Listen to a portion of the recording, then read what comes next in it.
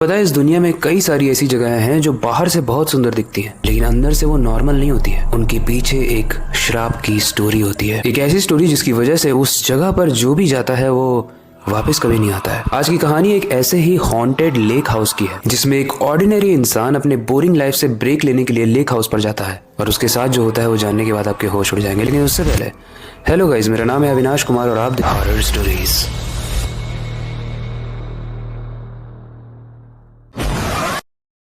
वरुण एक middle class office worker था और अपनी लाइफ से थोड़ा सा ब्रेक लेना चाहता था, क्योंकि वो बहुत बोर हो चुका था वही घिसी पिटी लाइफ से। इसलिए वो इंटरनेट पर कुछ ऐसी जगहें सर्च कर रहा था जहां पर बहुत ज्यादा सुकून है, बहुत ज्यादा शांति है। इसी प्रोसेस में वो एक ऑनलाइन रेंटल साइट में जाता है जहां पर उसे लेक हाउस के बारे में पता चलता है।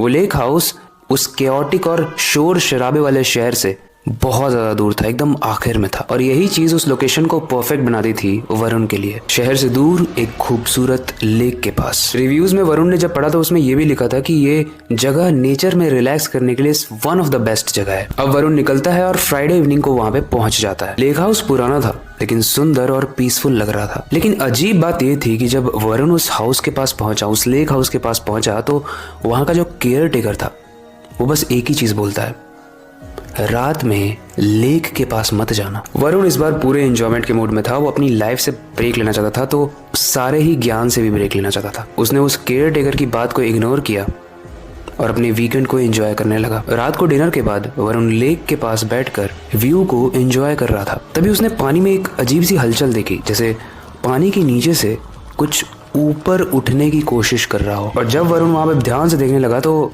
पानी शांत हो गया। अब वरुण ने उस वक्त तो उस बात को इग्नोर किया, लेकिन वरुण के अंदर एक बेचैनी होने लगी। बेचैनी उस चीज, वो वहां पे क्या था, उस चीज को जानने की। जब वो वापस से लेक हाउस में अंदर आता है तो वो एक पुरानी सी पेंटिंग देखता है जो लेक हाउस के लिविंग रूम में लगी हुई थी। अब पेंटिंग में लेक हाउस के पास एक लेक बना था जो कि सेम लेक था जो इस लेक हाउस के पास है, लेकिन उस पेंटिंग में उस लेक के ऊपर एक शेडोई फिगर नजर आ रहा था, यानी एक काला छाया। अगली सुबह वरुण अपनी क्यूरियोसिटी में उस केयर टेकर से बात करता है और पूछता है कि भाई, इस लेक हाउस की स्टोरी क्या है और तुम इतना डरा क्यों रहे हो मुझे।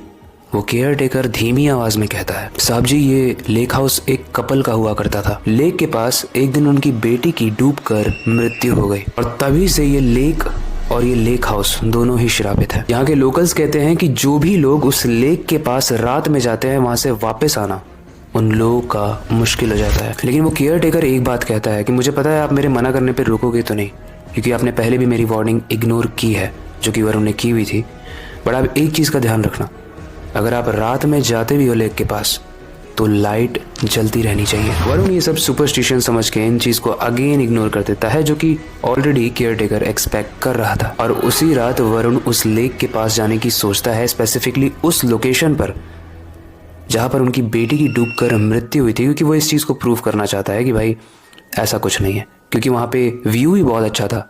तो वरुण वहां पर बैठकर एक्सप्लोर करना चाहता था और व्यू का मजा लेना चाहता था। और रात में लाइट कौन जलाता है, ये सोच के वो अपनी टॉर्च को भी छोड़ देता है। वरुण जैसे ही उस लेक के पास पहुंचता है, वो अपना पैर पानी में डुबाकर आराम से बैठ जाता है। वहां थोड़ी देर तक तो कोई भी नहीं आया था। वरुण बहुत रिलैक्स कर रहा था और वो हंस रहा था उस केयर टेकर पे। कुछ भी बोलते रहते हैं आजकल के लोग। लेकिन थोड़ी ही देर बाद उसे पानी में एक हलचल महसूस होती है, और पलक झपकने के बाद जैसे ही वापस वो आंख खोलता है, वो देखता है कि एक औरत पानी के ऊपर खड़ी हुई है। वरुण की तरफ उसका फेस था और उसका चेहरा लेक की तरफ था, लेकिन उसके सर से लाल खून निकल रहा था और हाथ और पैर मानो पूरे तरीके से गल चुके हों। वरुण वैसे तो डरा, लेकिन फिर भी उसने हिम्मत करके पूछा कि तुम कौन हो और अचानक से यहाँ पे कैसे आई। वो औरत बस एक ही चीज बोली, तुम्हें यहाँ नहीं आना चाहिए था। उस वक्त हवा तेज चलने लगी और उसकी आवाज में बहुत बड़ी इको थी, मतलब वही चीज बार बार रिपीट हो रही थी। वरुण को लग रहा था कोई साउंड इफेक्ट और VFX से उसका मजाक उड़ा रहा है, बट एक्चुअली में सिचुएशन कुछ और थी। वरुण ने सोचा यहाँ कोई मेरा मजाक उड़ा रहा है, यहाँ से भागने की कोशिश करते हैं। तो वो यहाँ से भागने की कोशिश तो करता है, लेकिन जो रास्ता जा रहा था वो लेक हाउस की तरफ ही जा रहा था। वो लेक हाउस के अंदर जैसे ही पहुंचता है, वहां पर एक पुराना ट्रैप डोर था, जिसको खोलने के बाद उसका रास्ता बेसमेंट, यानी मेन घर के नीचे जो जगह होती है उसको बेसमेंट कहते हैं, वहां पर पहुंच रहा था वो रास्ता। वरुण वहां जाने से डर तो रहा था, लेकिन फिर भी उसे अपनी जान बचानी थी, क्योंकि उसे लग रहा था ऐसा ना हो कि मजाक मजाक में कोई उसकी हत्या ही कर दे। इसीलिए वो उस बेसमेंट में चला जाता है। जैसे ही वो नीचे पहुंचता है, वहां पर एक रूम था और उस रूम में एक डायरी रखी थी। वो डायरी एक औरत की थी, वो औरत जो कभी एक लड़की हुआ करती थी जिसके माँ बाप ने उसे डुबो कर मार दिया। आपने सही सुना। दरअसल केयर टेकर ने जिस कपल की बेटी को डूबने की बात की थी वो खुद ही नहीं डूबी थी, उनके पेरेंट्स ने यानी उस कपल ने अपनी बच्ची को डुबा दिया था, जो कि एक सुपरस्टिशन को मानता था। और उस सुपरस्टिशन के बेसिस पर उस कपल का श्राप तभी खत्म हो सकता था जब एक निर्दोष बच्चे की बलि दी जाए। इसीलिए उन्होंने अपनी बेटी की हत्या कर दी थी। ये सच जानने के बाद वरुण के पास सब कुछ सामने था।